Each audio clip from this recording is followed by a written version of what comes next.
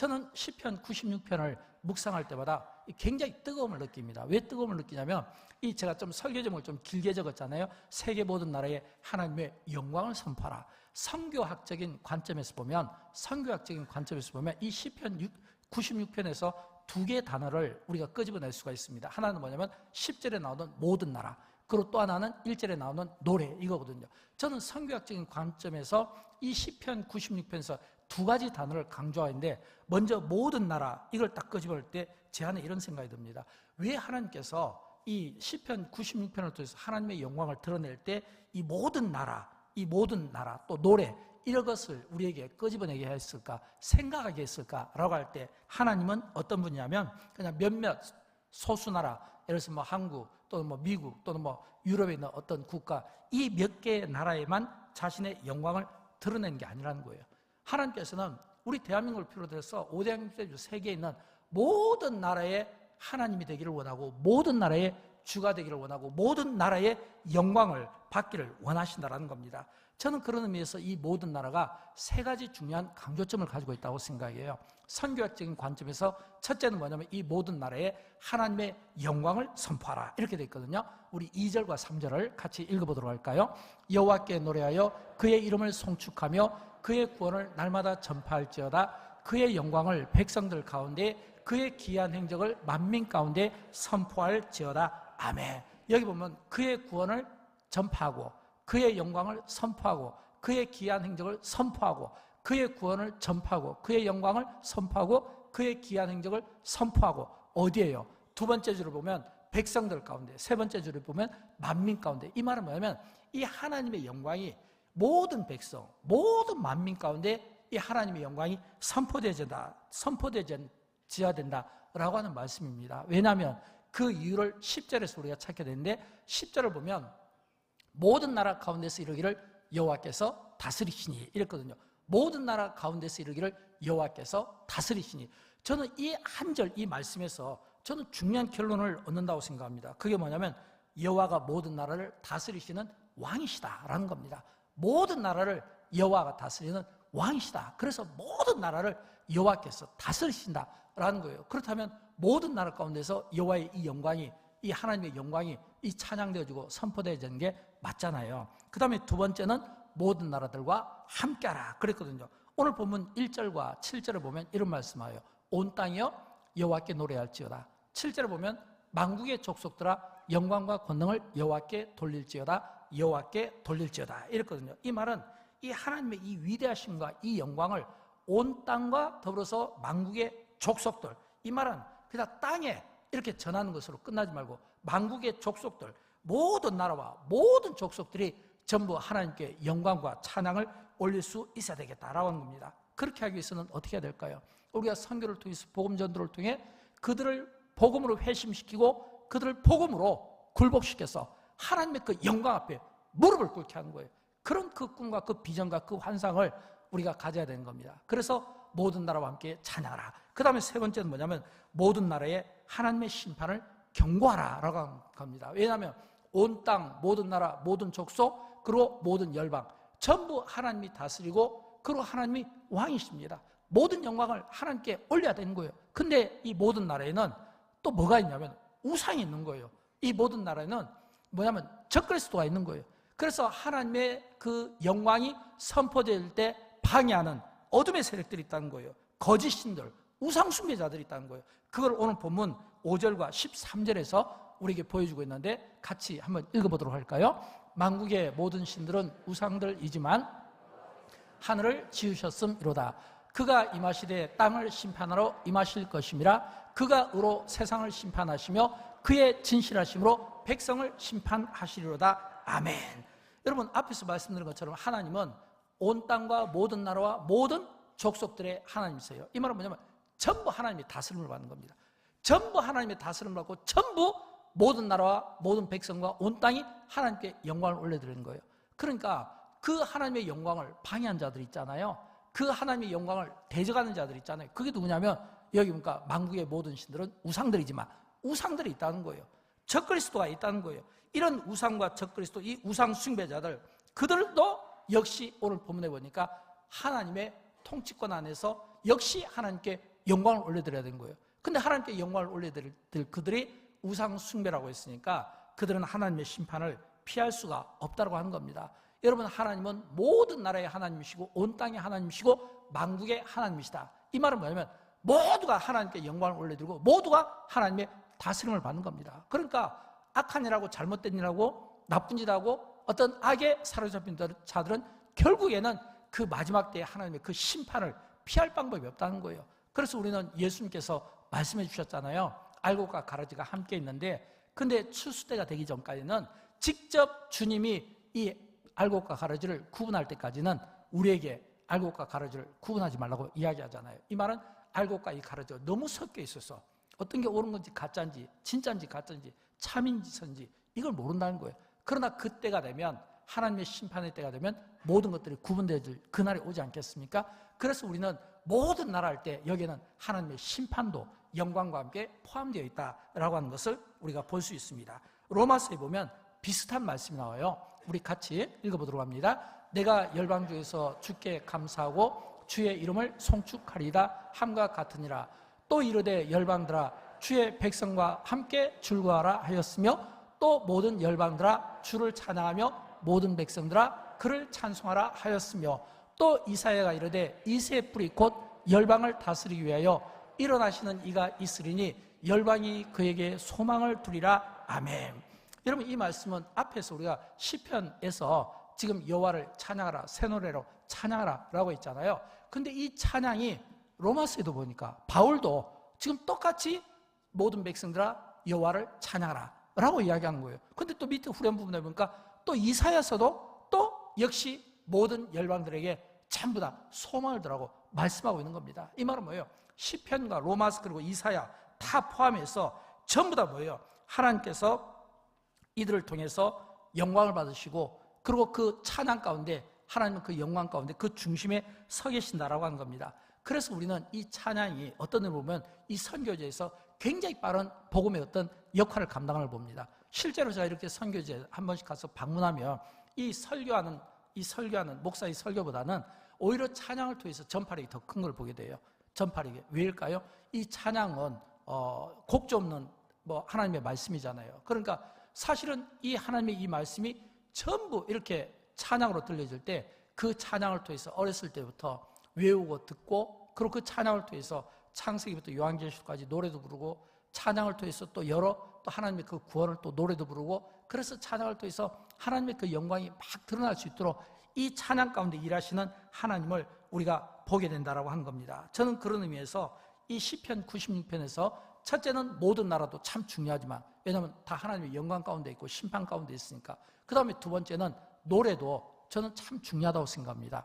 왜 노래가 중요하냐면 이 땅의 모든 나라와 백성들이 다 하나님의 영광을 찬양하고 노래하고 소망 가운데 세움을 받기 때문입니다. 오늘 1, 2절 말씀을 우리 같이 읽어봅니다. 새 노래로 여호와께 노래하라. 온 땅이여 여호와께 노래할지어다. 여호와께 노래하여 그의 이름을 송축하며 그의 구원을 날마다 전파할지어다. 아멘. 아멘. 여기 보면 하나님이 온 땅을 다스리고, 그리고 우리는 날마다 그의 구원을 전파하고, 날마다 우리는 그 구원을 우리가 하나님 앞에 새 노래로 찬양한다라고 하는 겁니다. 여러분, 여기 보면 1절을 보면 새 노래로 여호와께 노래하라 이렇게 되어 있잖아요. 왜 이 말씀을 하게 될까요? 간단합니다. 우리가 모든 나라에 대해서 우리가 이 노래하라고 요구할 수 없기 때문에 그렇습니다. 그래서 우리가 새 노래로 여호와께 노래하라, 이 이야기는 우리가 노래하지 않으면서 어떻게 우리가 다른 사람들에게 노래를 요구할 수 있어요? 우리가 찬양할 때 우리의 찬양을 다른 사람에게 보여줄 수 있고, 내가 노래할 때 내가 다른 사람에게 나의 노래를 보여줄 수 있다고 하는 겁니다. 그래서 시편은 새 노래로 노래하라, 온 땅이여 노래하라, 여호와를 찬송하라, 찬양하라 하는 이런 표현들이 많이 나옵니다. 저는 얼마 전에 있었던 우리 파리 올림픽을 이렇게 한번 생각해 봐요. 왜냐하면 이 올림픽 때 보면 게임도 중요하지만, 근데 사실은 이 올림픽은 이 국가 간의 대항이기 때문에 게임 못지않게 또 중요한 게 있어요. 그게 뭐냐면 응원전이거든요. 응원전. 이 응원전도 이 게임 이 선수들이 뛰는 그 게임 못지않게 굉장히 좀 익사이팅한 부분들이 있거든요.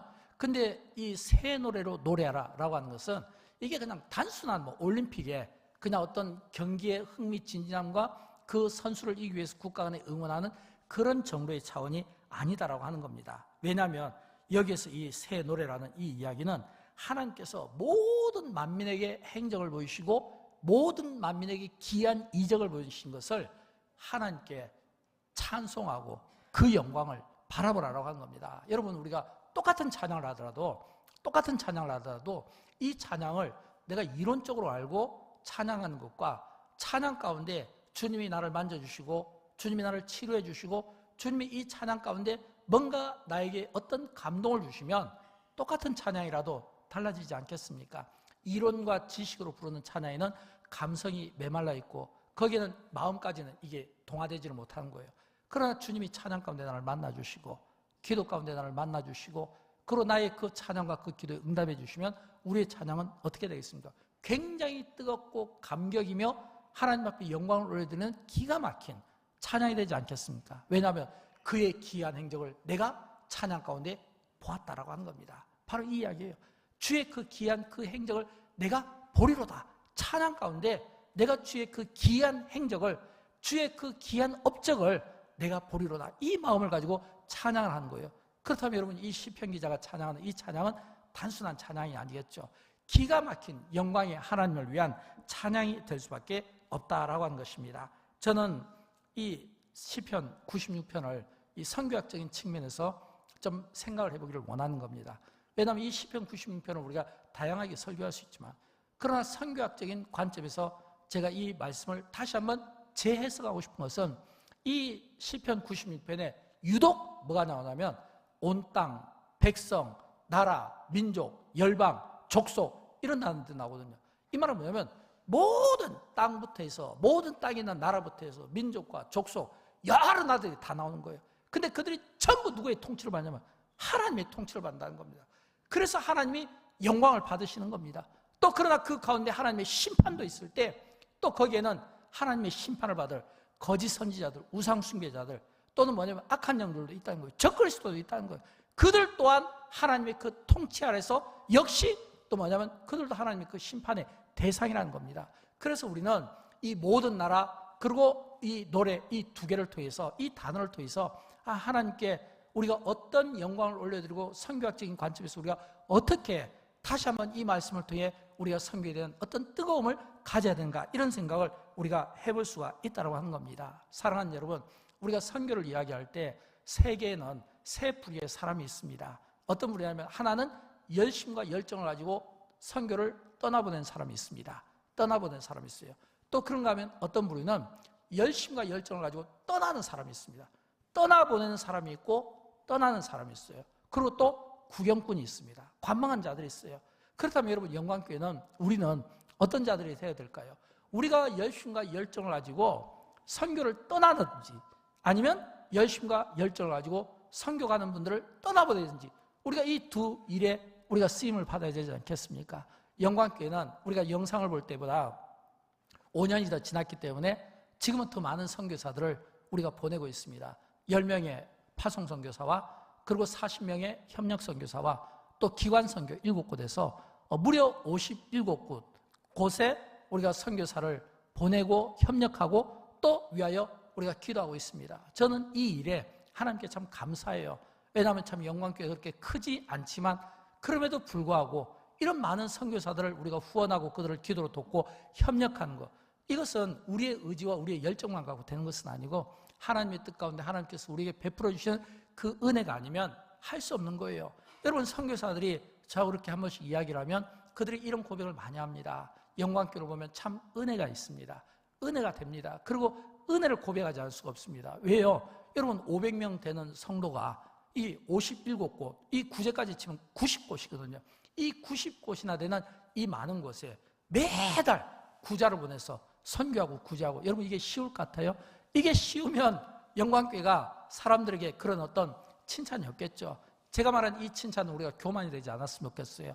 그런 의미가 아니라 우리가 적지만 적은 수로 큰 일을 하고 있다는 그런 프라이드, 자부심을 가졌으면 좋겠고, 그리고 또 동시에 우리가 이 큰 일을 감당하기 위해서는 우리가 좀 더 기도에 무릎을 꿇었으면 좋겠어요. 저는 사실 오늘 인도네시아 우리 박진동 선교사님의 간증을 좀 듣고 싶었습니다. 왜냐하면 19년 동안 그가 중국에서 사역하다가 모든 것들을 다 빼앗기고 이렇게 빈몸으로 중국에서 이렇게 나와서 그 당시에 이 중국에서 이 코로나 기간 때 많은 선교사들이 추방나 있잖아요.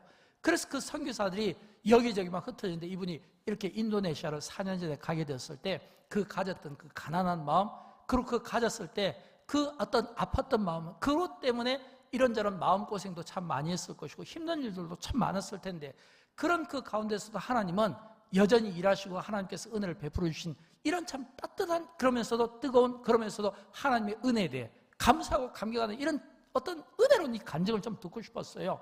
그러나 또 한편으로 생각하면 또 우리가 잊고 있었던 게 있어요. 그게 뭐냐면, 여러분 우리 당회원들은 아시는데 우리가 코로나 기간 때 하나님께서 우리에게 너무 많은 물질들을 부어주셨거든요.